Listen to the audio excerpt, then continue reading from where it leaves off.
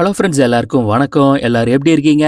இன்னைக்கு நம்ம தெலுங்குல இந்த வருஷம் வெளியான ஒரு வித்தியாசமான காதல் கதையை பார்க்க போறோம். இந்த படத்தோட பேரு பிரேமன்டே. தொடக்கத்துல சாதாரண காதல் கதையை ஆரம்பிக்கிற இந்த படத்துல ஒரு 30 நிமிஷத்துக்கு அப்புறம் நம்ம எதிர்பார்க்காத ஒரு செம ட்விஸ்ட் ஒன்று வச்சிருப்பாங்க. அதை தொடர்ந்து இன்டர்வல், கிளைமேக்ஸ்னு போக போக படம் இன்னும் சூப்பரா ஒரு த்ரில்லர் படம் ரேஞ்சுக்கும் போகும். மேற்கொண்டு ஸ்பாயில் பண்ணாம கதைக்குள்ள போயிடலாம். நீங்க நம்ம சேனலுக்கு புதுசா வந்திருக்கீங்கன்னா மறக்காம சப்ஸ்கிரைப் பண்ணுங்க, லைக் பண்ணுங்க, ஷேர் பண்ணுங்க.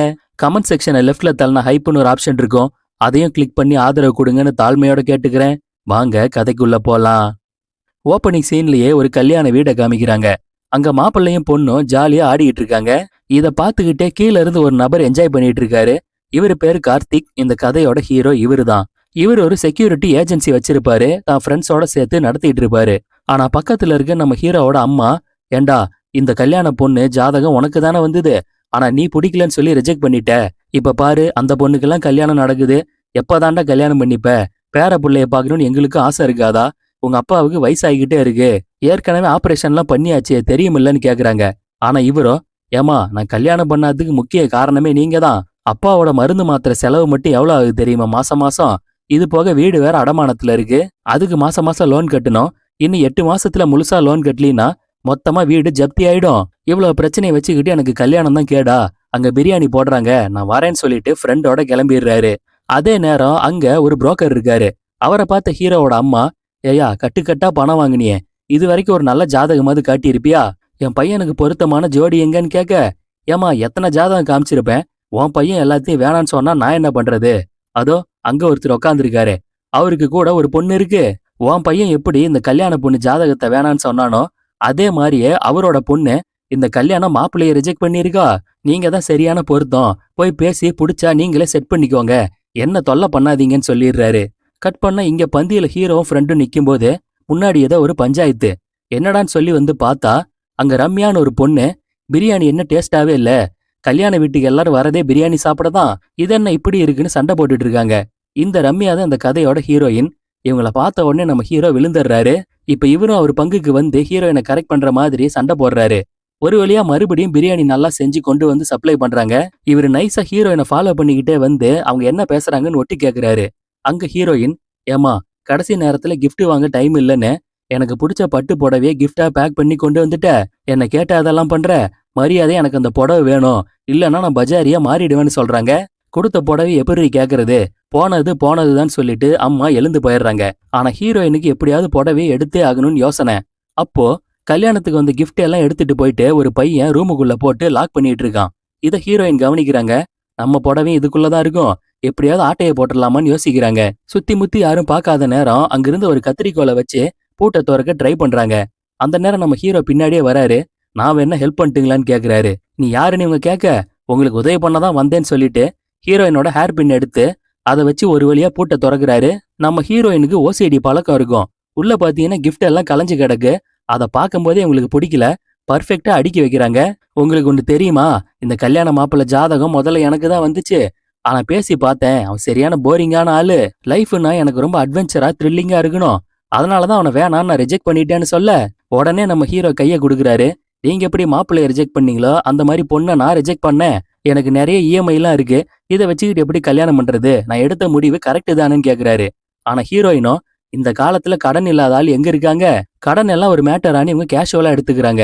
இன்னொரு பக்கம் 2 ஃபேமிலி ஆளுங்களும் பேசி ஹீரோவுக்கு ஹீரோயினுக்கும் கல்யாணம் பண்ணி வைக்கலான்னு முடிவு எடுக்கிறாங்க. போட்டோஸ் எல்லாம் வாங்கிக்கிறாங்க. இங்க உள்ள இவங்க ஆல்ரெடி பேசிட்டு இருக்க நேரம் ஹீரோ போட்டோ ஹீரோயினுக்கு வருது. இங்க பாருங்க, எங்க அப்பா அம்மா உங்க போட்டோவை அனுப்பியிருக்காங்கன்னு சொல்ல, உடனே இவருக்கு நோட்டிபிகேஷன்ல ஹீரோயின் போட்டோ வருது. இங்க பாருங்கன்னு இவரு காமிக்கிறாரு. ஆக மொத்தம் 2 பேருமே பேசி ஒருத்தர் ஒருத்தர் பிடிச்சு போகுது. இதனால பெரியவங்க சம்மதத்தோட சந்தோஷமா கல்யாணமும் செஞ்சுக்கிறாங்க. முதல் 1 மாசம் புதுசு புதுசா ரொமான்ஸ் அப்படி இப்படின்னு ஹீரோ வீட்டை விட்டே பெருசா வெளியே வரல. வாழ்க்கை பயங்கர ஜாலியா போகுது. கட் பண்ணா இப்ப அந்த ஏரியா எஸ்ஐய காமிக்கிறாங்க. இவர் ஸ்டேஷன்ல மேரி அப்படின்னு ஒரு ஹெட் கான்ஸ்டபிள் இருப்பாங்க. ரொம்ப வருஷமா டியூட்டியில இருக்க, ஆனா உன்னால ஸ்டேஷனுக்கு ஒரு பிரயோஜனமும் இல்ல. தண்டத்துக்கு கவர்மெண்ட்ல சம்பளம் கொடுத்து உன்னை எங்க தலையில கட்டிட்டாங்கன்னு இந்த மேரிய திட்டிக்கிட்டே இருக்காரு. மேரியும், சார் ஒரே ஒரு கேஸ் என்கிட்ட கொடுங்க, அதுக்கப்புறம் என் திறமைய பாருங்கன்னு சொல்றாங்க. எதுக்கு, நாங்கெல்லாம் இப்ப எதுக்கு வெட்டியாவா இருக்கோம், கேஸ் எல்லாம் உனக்கு ஒன்றும் கிடையாதுன்னு இவங்களை எப்ப பாரு இவர் மட்டமாவே ட்ரீட் பண்றாரு. இப்போ நம்ம ஹீரோ செக்யூரிட்டி ஏஜென்சில இருக்கிறதால இவருக்கு வேலையெல்லாம் அதிகமா ராத்திரியில தான். சோ இவரு ராத்திரி ஆனா வீட்லயே இருக்க மாட்டாரு. பகல் நேரத்துல வீட்ல தூங்கிக்கிட்டே இருப்பாரு. சோ அந்த நேரத்துல மனைவிக்கு ரொம்பவே போர் அடிக்குது. புருஷன் கூட டைமே ஸ்பெண்ட் பண்ண முடியாத மாதிரி ஒரு தனிமையை ஃபீல் பண்றாங்க. இந்த சம்பவத்தை எல்லாம் நம்ம ஹீரோயின் பக்கத்து வீட்டு ஆண்டிங்க கிட்ட சொல்லி புலம்பிக்கிட்டு இருக்க. ஆனா இந்த ஆண்டிங்க சும்மா இல்லாம, கல்யாணமான புதுசுல தான் புருஷங்க நம்ம பின்னாடி சுத்துவாங்க. அதுக்கப்புறம் ஒரே அடியா ராத்திரியில அவங்க வெளியே போயிட்டாங்கன்னா வேற செட்டப் வச்சிக்க கூட வாய்ப்பு இருக்கு. எங்க அனுபவத்துல சொல்றோம், பார்த்து நடந்துக்குமான்னு கண்ணா பின்னான்னு மூட்டி விட, அப்பதான் ஹீரோயினுக்கு இன்னொரு சம்பவம் ஞாபகத்துக்கு வருது. ஒரு முறை ஹீரோவோட பேண்ட் பாக்கெட்ல ஒரு ஹோட்டல் பில் இருந்திருக்கும். அதை செக் பண்ணி பார்த்தா 2 பேர் ஜோடியா புக் பண்ணி சாப்பிட்டதுக்கான பில் அது. இத சொல்லிட்டு, ஒன்னு என் புருஷன், ஆனா இன்னொன்னு நான் கிடையாது. அப்ப வேற யாரோ? நீங்க சொல்றதெல்லாம் கரெக்ட் தான் ஆன்ட்டி, எனக்கு டவுட்டா இருக்குன்னு சொல்ல, அதுக்கு இந்த ஆன்ட்டியும், இதை வச்சு மட்டும் புருஷனை தப்பா நினைக்க முடியாதுமா. நீ ஒன்னு பண்ணு, திரும்ப அதே ஹோட்டலுக்கு உன் புருஷனை கூட்டிட்டு போ. இதுக்கு முன்ன இங்க வந்திருக்கீங்களான்னு கேஷுவலா கேளு. அவர் ஆமான்னு சொல்லிட்டா பிரச்சனை இல்ல. ஒருவேளை இல்லன்னு சொன்னாருன்னா அப்பவே உன்கிட்ட ஏதோ ஒன்னு மறைக்கிறாருன்னு அர்த்தம். உஷாராயிக்கோன்னு சொல்றாங்க. இதன்படி ஹீரோயின் அந்த ஹோட்டலுக்கு மறுநாள் புருஷனை கூட்டு போறாங்க. இதுக்கு முன்ன இங்க வந்திருக்கீங்கன்னு கேட்க, இவர் ஒரு செகண்ட் யோசிக்கிறாரு. இல்லையேன்னு சொல்லிட்டு போறாரு. இவங்களுக்கு அங்கேயே டவுட் ஸ்டார்ட் ஆயிடுது. இப்ப உள்ள வந்த உடனே, இப்பெல்லாம் முன்ன மாதிரி நீங்க என் கூட டைமே ஸ்பெண்ட் பண்றது இல்ல. அடிக்கடி ஒரு போன் வந்தா எழுந்து போயிடுறீங்களே, அது என்ன போன்னு கேக்குறாங்க. அது என்ன போனு? ஏதோ கம்பெனி கிளைண்ட் ஒருத்தனோட காலு, அடிக்கடி தொல்லை பண்ணுவானுங்க, அதனாலதான் சொல்றாரு. அப்படியா, எங்க போனை கொடுங்க பாக்கலான்னு சொல்லிட்டு இவங்க வாங்கி செக் பண்ணி பாக்குறாங்க. ட்ரூ காலர்ல போட்டு பார்த்தா ஜெகன் மோகினி அப்படின்னு வருது. என்ன இது பொம்பளை பேர்ல இருக்கு, இதுதான் உங்க கிளைண்டா? என்ன ஏமாத்துறீங்களான்னு கேட்க, ட்ரூ காலர்ல அவங்க என்ன பேர் போட்டு வச்சா எனக்கு என்ன தெரியும்னு இவர் சொல்றாரு. ஆனா இவங்க கடுப்பாயிடுறாங்க, கோச்சிக்கிட்டு எழுந்து போறாங்க. இப்ப அவங்களே காரை எடுத்துட்டு போக இவர் பின்னாடியே வராரு, டோரை ஓபன் பண்ண மாட்டேன்றாங்க. இதனால இவரு அந்த காரை பிடிச்சி தொங்கிக்கிட்டே வராரு. ஆனா ஹீரோயினும், கல்யாணமாய் 2 மாசம் தான் ஆகுது, அதுக்குள்ள நான் போர் அடிச்சிட்டேன்ல, இன்னொரு பொம்பளையை தேடி போய் என்ன ஏமாத்துறியான்னு கேக்குறாங்க. இவரு சத்தியமா இல்ல, என் வேலை அந்த மாதிரி புரிஞ்சுக்கோன்னு கெஞ்சுறாரு. என்ன வேலை? எனக்கு தெரியாத வேலை சொல்லுன்னு இவங்க கேட்க, அடியே நான் திருடண்டி, ராத்திரியில தான் எனக்கு வேலைன்னு சொல்றாரு. இதை கேட்டு ஷாக் ஆகி இவங்க பிரேக் அடிக்க இவர் பறந்து போய் கீழே விழுந்துடுறாரு. பின்னாடி அடுத்த வண்டி வந்து ஒரே டிராபிக் ஜாம் ஆயிடுது. ஒரு வழியா இறங்கி இவரை மீட்டு கூட்டிட்டு வராங்க. திரும்ப கிளம்பும் போதுதான் ஹீரோவோட உண்மையான பிளாஷ்பேக் என்னன்னு நமக்கு காமிக்கிறாங்க. இவர் ஆரம்பத்துல செக்யூரிட்டி ப்ராடக்ட் ஏஜென்சி சம்பந்தமான கம்பெனி தான் ஃப்ரெண்டுங்களோட ஸ்டார்ட் பண்ணியிருப்பாரு. ஆனா பெருசா வியாபாரம் ஆயிருக்காது. இதனால இவரும் ஃப்ரெண்ட்ஸுங்களும் சேர்ந்து இதை வெளியே ஒரு கவரப் மாதிரி யூஸ் பண்ணியிருப்பாங்க. பகல் நேரத்துல இது. ஆனா ராத்திரியில இவங்க எல்லாரும் சேர்ந்து பணக்காரங்க பிளாக் மணி வச்சிருக்கவங்க வீட்டுல எல்லாம் திருட போவாங்க. ஏன்னா அப்பதான் அவங்க வெளியே சொல்ல மாட்டாங்க. ஆனா பக்காவா பிளான் பண்ணி கிட்டத்தட்ட ரொம்ப வருஷமா அதை செஞ்சுக்கிட்டு இருப்பாங்க. இந்த விஷயத்தெல்லாம் இப்ப மனைவி கிட்ட இவர் சொல்ல, கடுப்பான இவங்க, ஒரு திருட்டு பையனி இது எல்லாத்தையும் மறைச்சு என்னை ஏமாத்தி கல்யாணம் பண்ணியிருக்க, இதுக்கு என்ன காரணம் சொல்லுன்னு கேக்குறாங்க. இவர் சொல்ல வரதுக்கு முன்னாடியே, என்ன பெருசா சொல்ல போற, வீடு அடமானத்துல இருக்கு, அப்பாவுக்கு ஆபரேஷன், மருந்து செலவு, சொந்தக்காரங்க யாரும் ஹெல்ப் பண்ணல, இந்த மாதிரி சினிமா கதை தானே சொல்லுவேன்னு கேட்க, சத்தியமா அதாண்டி காரணம். இத மனசுல வச்சுக்கிட்டு தான் ஒரு பொண்ணு வாழ்க்கையை கெடுக்க வேணாமேன்னு நான் கல்யாணமே வேணான் இருந்தேன். ஆனா ஒன்னு ஆரம்பத்துல அந்த கல்யாண வீட்டுல பார்த்ததுக்கு அப்புறம் தான் கொஞ்சம் ஸ்லிப் ஆயிட்டேன். ஆனா உன்னை ஏமாத்தணும்னு நினைக்கல, என்ன நம்புன்னு சொல்றாரு. ஆனா இவங்களோ, உனக்கு 2 ஆப்ஷன் தான், நாளைக்கு காலையில வரைக்கும் டைமு, உனக்கு திருட்டு வேணும்னா என்ன விட்டுரு, நான் தான் வேணும்னா திருட்ட விட்டுரு, என்ன வேணுமோ நீயே முடிவு பண்ணிக்கோன்னு சொல்லிட்டு போக, இப்ப யோசிச்சு பார்த்த இவரு காலையில, சரி எனக்கு நீ தான் வேணும், இனிமே நான் திருட போகலன்னு சொல்றாரு. கொடுத்த வாக்குப்படி இப்ப நிறைய கம்பெனிக்கு இன்டர்வியூக்கு ஏறி இறங்குறாரு. ஃபைனலா ஒரு கம்பெனில வேலையும் கிடைக்குது. ஆனா வேலை இவருக்கு செம கடுப்பா தான் இருக்கு.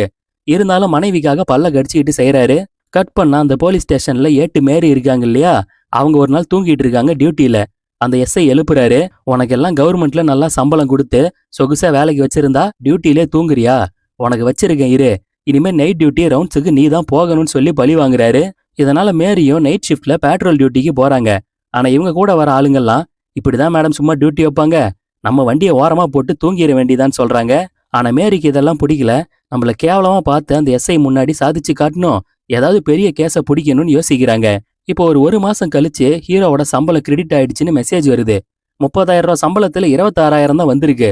என்ன சாருன்னு இவர் விசாரிச்சா, பிஎஃப் பிடிப்பு இதெல்லாம் போக இவ்வளவுதான் பாஸ் கைக்கு வரும்னு மேலதிகாரி சொல்றாரு. இவருக்கு இன்னும் கடுப்பா இருக்கு. ஒரு பெரிய இடத்துல ஆல்ரெடி திருடலான்னு இவங்க பிளான் பண்ணி வச்சிருப்பாங்க. தன்னோட ஃப்ரெண்ட்ஸுங்க கிட்ட வந்து இந்த பத்தி எல்லாம் சொல்றாரு. என் பொண்டாட்டி உண்மையை கண்டுபிடிச்சிட்டா, இந்த வேலையும் எனக்கு பிடிக்கல, அந்த திருட்டுக்கு என்னால வர முடியாது, நீங்க மட்டும் போங்கன்னு சொல்லிட்டு கிளம்புறாரு. ஆனா வீட்டுக்கு வந்து இவருக்கு நிம்மதியா தூக்கம் வரல. திருடிட்டு இருந்தப்ப கூட நல்லா சம்பாரிச்சோம், வேலைக்கு போயிட்டு அதுல பாதி வருமானத்தை கூட சம்பாதிக்க முடியலையே, இன்னும் 8 மாசத்துக்குள்ள அசல் பணத்தை கட்டலன்னா வீடு மொத்தமா கையை விட்டு போயிடும், இவளை பார்த்தா வேலைக்கு ஆகாதுன்னு சொல்லிட்டு மனைவிக்கு தெரியாம இவர் மறுபடியும் திருடலான்னு சொல்லிட்டு கிளம்புறாரு. ஆனா அவங்க இவரை மோப்பம் பிடிச்சு வந்து வழி மறிக்கிறாங்க. இந்த ட்ரெஸ்ஸை போட்டுக்கிட்டு எங்க போற, திருட தானே, உன்னை விட மாட்டேன்னு சொல்லிட்டு காருக்குள்ள ஏறி உக்காந்துடுறாங்க. இவரும் இறங்க சொல்லி பாக்குறாரு, வேலைக்கு ஆகுற மாதிரி தெரியல. இதனால மனைவியை கூப்பிட்டுக்கிட்டே கிளம்புறாரு. ஒரு பெரிய ஃபைனான்ஸ் கம்பெனி மாதிரி இருக்கு, அதுதான் இவங்க டார்கெட்டு. முதல்ல ஹீரோவோட ஃப்ரெண்ட்ஸுங்கள ஒருத்தன் சிசிடிவி ஆபரேட்டரை மயக்க மருந்து கொடுத்து மயங்க வச்சிடறான். அடுத்து அங்கிருந்த கேமரா சிக்னல் எல்லாம் ஜாம் பண்ணி கட் பண்ணி விட்டுறான். இப்ப பார்க்கிங் ஏரியாவில் ஹீரோயினை பார்த்த இவங்க, என்னடா திருட போறேன்னு சொல்லிட்டு பொண்டாட்டியை கூட்டிட்டு வந்திருக்கான்னு கேட்க, ஹீரோவும் ஒரு நிமிஷம் இருங்கடான்னு சொல்லிட்டு மனைவி கிட்ட, இங்க பாரு, இதுதான் என்னோட கடைசி திருட்டு, இதை சக்சஸ்ஃபுல்லா பண்ணிட்டா வீட்டை மீட்டு எடுக்கிறதுக்கான மொத்த பணமும் கிடைச்சிரும். அதனால ஒரு 20 நிமிஷம் என் பேச்சை கேட்டு கோஆபரேட் பண்ணு, சொதப்பிடாத. இப்போதைக்கு இந்த மாஸ்கை முதல்ல மாட்டிக்கோன்னு மனைவிக்கு ஒரு மாஸ்கை மாட்டி விட்டு அவங்களையும் கூடவே திருட்டுக்கு கூட்டிட்டு போறாரு. உள்ள சில செக்யூரிட்டி கார்ட்ஸ் இருக்காங்க, இவங்க மயக்க மருந்து தூக்கி போடுறாங்க. எல்லாரும் மயங்கி விழுந்துடுறாங்க. இதெல்லாம் பார்க்கும்போது ஹீரோயினுக்கு அதிர்ச்சியாவும் ஆச்சரியமாவும் இருக்கு. அடுத்து ஒரு லாக்கர் இருக்கு, அந்த சவுண்டை கேட்டு நம்ம ஹீரோ பர்ஃபெக்டா அந்த லாக்கரை ஓபன் பண்றாரு. இவங்க பேன்னு பார்த்துட்டு இருக்காங்க. அடுத்ததா ஒரு டிவைஸ் ஒன்னு செட் பண்ணி ஹீரோ ஒவ்வொரு பாஸ்வேர்டா சொல்ல சொல்ல ஹீரோவோட ஃப்ரெண்டு அங்கிருந்து ஒவ்வொரு லாக்கரையும் ஓபன் பண்றான். இப்படியே லாக்கருக்குள்ள இருந்து இவங்க பணமா எடுத்து டேபிள் மேல போடுறாங்க. அட பாவிகளா, இவங்களை சாதா திருடுன்னு நினைச்சா இவனுக்கு ஹைடெக் திருடன்லாம் இருக்கான்லேன்னு ஹீரோயின் ஆச்சரியப்படுறாங்க. ஃபைனலா ஹீரோ ஒரு லாக்கர் நம்பரை சொல்ல, ஆனா ஃப்ரெண்டு அவசரத்துல அதை தப்பா போட்டுறான். இதனால போலீஸ் அலாரம் அடிக்க ஆரம்பிச்சிருது. அந்த இடம் ஃபுல்லா ரெட் லைட்டா மாறுது. இதை பார்த்து யாரோ ஒரு பப்ளிக் கால் பண்ணி போலீஸுக்கு சொல்ல, இப்போ இந்த மேரி ரவுண்ட்ஸ்ல இருக்காங்க, அவங்களுக்கு இந்த தகவல் வருது. இவங்க ஆளுங்களோட வேகமா அந்த இடத்துக்கு கிளம்புறாங்க. ஆனா இங்க ஹீரோவோ, இப்ப நம்ம இவ்வளவு பணத்தையும் எடுத்துட்டு வெளியே போனா கொத்தா போலீஸ் கிட்ட மாட்டிப்போம், வேற வழி இல்ல, பணத்தை மறுபடியும் லாக்கர்லயே வைங்க, நாம எப்படி தப்பிக்கிறதுன்னு தான் இப்போதைக்கு பார்க்கணும், சீக்கிரம் சீக்கிரம்னு சொல்றாரு. இதனால பணத்தை வச்சுட்டு இவங்க லிஃப்ட்டுக்குள்ள ஏற லிஃப்ட் பாதியிலே ஜாம் ஆயிடுது. நம்ம ஹீரோ மேல ஏறி ஏதோ ஒண்ணு பண்றாரு. இப்ப லிஃப்ட் டோரை ஓபன் பண்றாரு. நீங்க எல்லாம் முதல்ல வெளியே போங்கன்னு சொல்லி எல்லாரையும் அனுப்புறாரு. விட்டா போதுன்னு சொல்லிட்டு ஃப்ரெண்ட்ஸுங்க எல்லாரும் செதறி ஓடிடுறாங்க. ஆனா ஹீரோயினுக்கு மட்டும் புருஷனை விட்டுட்டு போறதுக்கு மனசு கேட்கல.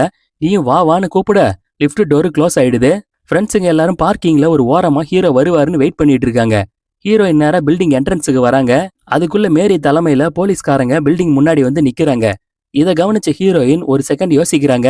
உடனே சைட்ல காம்பவுண்ட் செவர் ஏறி குதிச்சு மாட்டி இருக்க மாஸ்க கலட்டி வீசுறாங்க. மேடம், நான் இந்த பக்கமா வாக்கிங் வந்தேன், அப்ப அலாரம் அடிச்சுது, போலீஸுக்கு நான் தான் ஃபோன் பண்ணேன், திருடங்க இப்பதான் ஒரு இன்னோவா கார்ல இந்த பக்கமா தப்பிச்சு போனாங்க, இதுதான் காரோட நம்பரு, சீக்கிரம் போங்கன்னு சொல்லி போலீஸை டைவர்ட் பண்றாங்க. புத்திசாலித்தனத்தை பயன்படுத்தி அங்கிருந்து எப்படியோ எஸ்கேப் ஆகுறாங்க. அதுக்குள்ள ஹீரோவும் உள்ள இருந்து வெளியே வராரு. எல்லாரும் வேன்ல ஏறி கிளம்பிடுறாங்க. மறுநாள் காலையில நம்ம ஹீரோயின் இவரை முறைச்சுக்கிட்டே இருக்காங்க. இவங்களுக்கு எதுனாலும் சுத்தமா இருந்தாதான் பிடிக்கும். கோவத்துல டேபிளை போட்டு தேயின்னு தேய்க்கிறாங்க.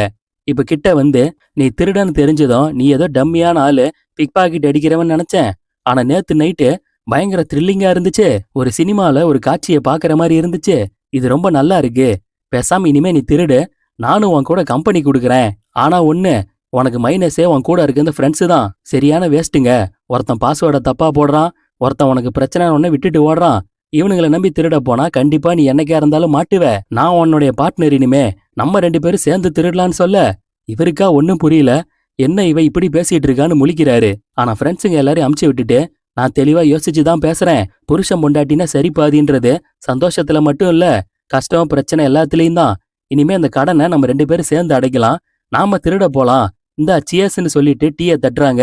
ஹீரோ குழப்பத்தோடய முழிக்கிறாரு. இந்த இடத்துல இன்டர்வல். ஒரு சின்ன வேண்டுகோள், நீங்க இப்பதான் நம்ம சேனலுக்கு புதுசா வந்திருக்கீங்கன்னா என்னுடைய நரேஷன் பிடிச்சிருந்தா மறக்காம சப்ஸ்கிரைப் பண்ணுங்க, லைக் பண்ணுங்க, ஷேர் பண்ணுங்க. நீங்க எல்லாரும் பண்ண போற இந்த உதவிக்கு என்னுடைய அட்வான்ஸ் கோடான கோடி நன்றிகள். வாங்க செகண்ட் ஹாஃப்குள்ள போலாம். இப்ப அங்கிருந்து வீட்டுக்கு வந்த உடனே ஹீரோ முகமே சரியில்லை. ரூமுக்குள்ள போய் கோவமா கதவை சாத்திக்கிறாரு. இப்ப வெளியே வந்து, என்ன நினைச்சிட்டு இருக்க நீ, புத்தியோட தான் பேசுறியா, அன்னைக்கு என்னமோ அவன் திருடன் தெரிஞ்சு அப்படி கோவப்பட்ட, இப்ப நானும் வரேன் சேர்ந்து திருடலான்னு சொல்றேன், இதெல்லாம் பார்க்க நல்லாதான் இருக்கும், இதுல ஏகப்பட்ட ரிஸ்க் இருக்கு, எதுக்காக நீ இப்படி மாறின, சரியா ஒரு காரணம் சொல்லு பார்க்கலான்னு கேக்குறாரு. இவங்களும், நீ திருடன் தெரிஞ்சதுக்கு அப்புறம் என்னால நிம்மதியா தூங்க கூட முடியல, நீ எப்ப திருடி எங்க மாட்டிப்பியோன்னு ஒரு பயத்தோடைய தானே வயிற்றுல நெருப்ப கட்டிட்டு வாழ்ந்துட்டு இருக்கேன், இதுவே நான் உன் கூட இருந்தனா அந்த டென்ஷன் இருக்காது, நம்ம பிரச்சனையும் சீக்கிரம் சால்வ் பண்ணலாம், அதனாலதான் இப்படி சொல்றேன் புரிஞ்சுக்கோன்னு சொல்றாங்க. ஆனா இவரு கன்வின்ஸ் ஆகுற மாதிரி தெரியல. நான் 10 வருஷமா திருடிட்டு இருக்கேன், நீ புதுசா இதுல வந்து பயங்கரமா மாட்டிக்குவ, சொதப்பிடுவ, புரிஞ்சுக்கோ, உன்னால முடியாது, முடியவே முடியாது, விட்டுருன்னு சொல்றாரு. இப்ப ராத்திரி இவங்க, சரி நான் திருட்டு தொழிலுக்கெல்லாம் வரல, மூஞ்சி அப்படி வச்சுக்காத, வா வாக்கிங் போலான்னு சொல்லி கூப்பிடுறாங்க. போற வழியில நம்ம ஹீரோ, நீ பயங்கரமான பிடிவாதக்காரி தானே, உங்க அப்பா சொல்லியிருக்காரு, இப்பதான் நானும் அதை ஃபீல் பண்றேன்னு சொல்றாரு. இவங்களும் கரெக்டா தான் சொல்லியிருக்காரு. என்கிட்ட ஒருத்தங்க உன்னால முடியாதுன்னு உன்னை சொன்னாங்கன்னா முடிச்சு காட்டுற வரைக்கும் எனக்கு தூக்கமே வராதுன்னு பேசிக்கிட்டு டக்குன்னு துப்பட்டாவை எடுத்து முகத்தை மறைக்கிறாங்க. தனக்கு பின்னாடி இருக்க வீட்டு செவுரு ஏறி குதிச்சு இவங்க பாட்டுக்கு உள்ள போறாங்க. பயந்து போன இவரும் பின்னாடியே உள்ள வந்து பாக்குறாரு. அதுக்குள்ள அங்க இருந்த லாக்கர் டோரையே ஹீரோயின் ஓபன் பண்ணிடுறாங்க. என்ன பாக்குற? 2 நாளைக்கு முன்னாடி வாக்கிங் வரும்போதே இந்த வீட்டுல இருக்கவங்க எல்லாம் ஊருக்கு போயிட்டாங்கன்னு தெரிஞ்சுக்கிட்டேன். நீ என்னால முடியாதுன்னு சொன்னல. நான் நெட்ல தேடி கண்டுபிடிச்சு இது சம்பந்தமா நிறைய படிச்சேன். வைஃபை அலாரத்தை எல்லாம் ஜாமர் வச்சு ஆஃப் பண்ணிட்டேன். இந்த லாக்கரை எப்படி ஓபன் பண்ணணும்னு கூட கத்துக்கிட்டேன். பார்த்தல்ல, பணத்தை கூட எடுக்க தெரிஞ்சுக்கிட்டேன். என்னால முடியும்னு இப்ப ஒத்துக்கிறியா? 2 பேரும் சேர்ந்து திருடலாமான்னு கேக்குறாங்க. இவருக்கு என்ன பண்றதுன்னே புரியல. அப்படியே குழப்பத்துல உட்காந்துருக்காரு. ஆனா இவங்களோ, நான் நம்ம நல்லதுக்கு தான் சொல்றேன். உன் ஃப்ரெண்ட்ஸுங்க ஒரு பிரச்சனைன்னா உன்னை விட்டு போயிருவாங்க. ஆனா நான் அப்படி உன்னை விட்டுட்டு போக மாட்டேன். எந்த சூழ்நிலையிலயும் உன் கூடயே இருப்பேன். இந்த கடனை எல்லாம் அடைச்சி வீட்டை மீட்டு எடுக்கிற வரைக்கும் தான். ப்ளீஸ் ஒத்துக்கோன்னு சொல்லி ஒரு வழி அவரை கன்வின்ஸ் பண்ணி சம்மதிக்க வச்சிடுறாங்க. நம்ம ஹீரோவும் சரி, ஆனா சில பல கண்டிஷன் இருக்கு. இந்த வீட்டை மீட்டு எடுத்ததுக்கு அப்புறமா நாம எந்த திருட்டையும் பண்ணக்கூடாது. எங்க போனாலும் எவிடன்ஸை விட்டுறக்கூடாது. என் சொல்படிதான் நடக்கணும். முக்கியமா நம்ம திருட போற இடம் எல்லாமே பாத்தீங்கன்னா பிளாக் மணி வச்சிருக்க ஆளுங்க தான். அவங்களோட பணத்தை மட்டும்தான் திருடணும். ஏன்னா அப்பதான் அவங்களால போலீஸ்ல பெருசா கம்ப்ளைண்ட் பண்ண முடியாது. சில நேரத்துல சாதாரண மக்கள் கிட்டையும் திருடுவோம். ஆனா அவங்க வீட்டுல திருடினாலும் 1 லட்சத்துக்கு மேல திருடக்கூடாது. ஓகேவான்னு சொல்றாரு. இது எல்லாம் ஒத்து வந்ததுக்கு அப்புறமா 2 பேரும் சேர்ந்து நிறைய வீடுகளை திருட ஆரம்பிக்கிறாங்க. ஹீரோ சொன்னபடியே விஐபி வீடா இருந்தா அங்க பிளாக் மணியை மட்டும்தான் திருடுறாங்க. நகை மேல எக்காரணத்தை கொண்டு கை வைக்கிறது இல்ல. அப்போ ஒரு வீடு ரொம்ப குப்பையா தூசியா இருக்கு. நம்ம ஹீரோயினுக்கு எது அழுக்கா இருந்தாலும் பிடிக்காது இல்லையா? அதனால பாரு, இதையெல்லாம் பார்த்துட்டு ஒரு ஓசிடி ஆளால எப்படி விட்டுட்டு வர முடியும்? வா சுத்தம் பண்ணலான்னு சொல்லி புருஷனை கூப்பிடுறாங்க. இப்ப வீட்டை கூட்டி பெருக்கி இவங்க மாப்பெல்லாம் போட்டு தொடக்கிறாங்க. வேலை செஞ்சு அதிகமா பசிக்க ஆரம்பிச்சிருது.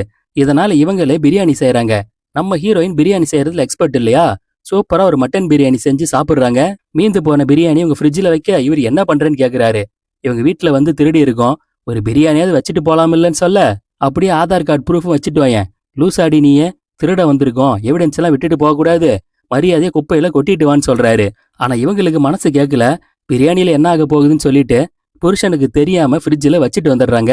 போதாக்கு வரைக்கும் அந்த வீட்டுல அழகா பிங்க் கலர்ல ஒரு யானைக்குட்டி பொம்மை இருக்கு. அதை வேற தூக்கிட்டு வந்துடுறாங்க. வீட்டுக்கு வந்து தன்னோட அலமாரியில அதை வைக்க அப்பதான் இவர் கவனிக்கிறாரு. நீ தேவையில்லாம நம்ம கண்டிஷனை மீறிட்டு இருக்க. இது கூட ஒரு வகையான எவிடன்ஸ் தான். பிரச்சனையில மாட்டிக்க வேண்டி பைத்தியம்னு சொல்றாரு. ஆனா ஹீரோயின் அதை சீரியஸாவே எடுத்துக்கல. கட் பண்ணா இப்ப இந்த எஸ்ஐ இருக்காரு இல்லையா, அவரை மீட் பண்றதுக்காக ஒரு ஆன்ட்டி வந்திருக்காங்க கம்ப்ளைண்ட் கொடுக்கறதுக்காக. இதோ இந்த மேரி ரொம்ப திறமையான ஆபீசர், இவங்களை கூட்டிட்டு போங்கன்னு அவரு மேரியை கோத்து விட்டுறாரு. மேரியும் நமக்கு ஏதோ கேஸ் வந்திருக்கேன்னு சொல்லி ஆர்வமா அந்த லேடி வீட்டுக்கு வராங்க. ஆனா இந்த லேடியோ, என் வீட்டை பூட்டிட்டு 1 மாசம் என் பையன் வீட்டுக்கு வெளியூருக்கு போயிருந்தேன். வந்து பார்த்தா வீடு பூட்டியே தான் இருக்கு. ஆனா உள்ளுக்குள்ள நான் பயங்கர அழுக்காதான் விட்டுட்டு போனேன், எனக்கு ஞாபகம் இருக்கு. இப்ப வந்து பார்த்தா வீடு பலன்னு மாப்பெல்லாம் போட்டு தொடச்சிருக்கு. இங்க பாருங்க, ஃப்ரிட்ஜை நான் காலியா வச்சுட்டு போனேன். ஆனா உள்ளுக்குள்ள பிரியாணி இருக்கு, சாப்பிட்டு பாருங்கன்னு மேரி கிட்ட கொடுக்குறாங்க. எப்படி சூப்பரா இருக்கா? இவ்வளவு டேஸ்டான பிரியாணியை நான் சாப்பிட்டதே இல்ல. திருட வரவங்க இப்படி எல்லாம் பண்ணுவாங்களான்னு கேட்க, அப்ப என்னதான் மேடம் உங்க பிரச்சனைன்னு மேரி கேக்குறாங்க. அது இல்ல மேடம், எங்க வீட்டுல ஒரே ஒரு பிங்க் கலர் யானைக்குட்டி பொம்மை தான் திருடு போயிருக்கு. ஆனா என்னோட சென்டிமெண்ட் பொம்மை அது. என் புருஷன் சாகிறதுக்கு முன்ன எனக்கு வாங்கி கொடுத்தது. ப்ளீஸ் அதை மட்டும் கண்டுபிடிச்சு கொடுங்கன்னு சொல்றாங்க. கடுப்பான மேரி மைண்ட் வாய்ஸ்ல, இதெல்லாம் ஒரு திருட்டு. அந்த எஸ்ஐ நம்ம கிட்ட இந்த கேஸை கொடுக்கும் போதே நினைச்சிருக்கணும். நல்லா நம்மள மாட்டி விட்டான்னு சொல்லி முழிக்கிறாங்க. இப்ப எவிடன்ஸா கிடைச்ச இந்த பிரியாணியை ஸ்டேஷனுக்கு எடுத்துட்டு வராங்க. இவங்க கூட நைட் ரவுண்ட்ஸுக்கு வர 2 போலீஸ்காரங்க சாப்பிட்டு பாக்குறாங்க. இதே மாதிரி டேஸ்ட் உள்ள ஒரு பிரியாணியை வேற ஒரு போலீஸ் ஸ்டேஷனுக்கு நான் போயிருந்தப்போ சாப்பிட்டேன். அங்கேயும் ஒரு திருட்டு கேஸ்ல இந்த பிரியாணி தான் எவிடன்ஸ். திருடன் பிரியாணி சமைச்சு சாப்பிட்டான்னு இதைத்தான் சொன்னாங்க. இது அதே டேஸ்ட்ல சூப்பரா இருக்குன்னு சொல்ல, இதை கேட்ட மேரிக்கு ஒரு க்ளூ கிடைக்குது. இதை வச்சு நம்ம ஏன் அந்த கேஸை கண்டுபிடிக்க முடியாதுன்னு இப்ப இவங்க அந்த ஸ்டேஷன்ல இன்னும் வேற எங்கெங்கெல்லாம் பிரியாணி சாப்பிட்டு வீட்டை சுத்தம் பண்ணிட்டு திருடிட்டு போயிருக்காங்கன்னு கம்ப்ளைண்ட் கிடைச்சிருக்கோ அது எல்லாத்தையும் கலெக்ட் பண்றாங்க. இதே மாதிரியே ஒரு 4-5 கேஸ்ல கிடைச்சிருக்கு. இதை க்ளூவா வச்சு விசாரிக்க ஆரம்பிக்கிறாங்க. ஒரு நாள் நைட்டு ஹீரோவும் ஹீரோயின் வீட்டுல இருக்கும்போது யாரோ காலிங் பெல் அடிக்கிறாங்க. திறந்து பார்த்தா அங்க மேரி வந்திருக்காங்க. இவங்க பயந்து போறாங்க. ஆனா மேரியோ, மழை வெளியே அதிகமா இருக்கு, சும்மா ரவுண்ட்ஸ் வந்தேன், அப்படியே விசாரிக்கலான்னு சொல்லிட்டு வந்தேன், உள்ள வரலாம் இல்லைன்னு சொல்றாங்க. இவ்வளவு பெரிய வீட்டுல புருஷனும் பொண்டாட்டியும் தனியாவா இருக்கீங்க? சமீப காலமா பிரியாணி கொள்ளையர்களை பத்தி கேள்விப்படலையா? பெரிய பங்களா வீடுகளை நோட்டமிட்டு திருடுறது, அதுக்கப்புறமா வீட்டை சுத்தமா தொடச்சிட்டு பிரியாணி வேற செஞ்சு வச்சுட்டு போறாங்க. அந்த மாதிரி 4-5 கேஸை நான் இப்ப கண்டுபிடிச்சிருக்கேன். அதுலயும் ஒரு வீட்டுல ஒரு பிங்க் கலர் யானைக்குட்டி பொம்மையை வேற திருடி இருக்காங்க. அதனால கொஞ்சம் ஜாக்கிரதையா இருங்கன்னு சொல்ல, இதை கேட்ட ஹீரோவும் ஹீரோயினும் திருன்னு முழிக்கிறாங்க. ஆஹா, நம்ம கேஸ பத்தி தான் சொல்றாங்கன்னு புரிஞ்சு போகுது.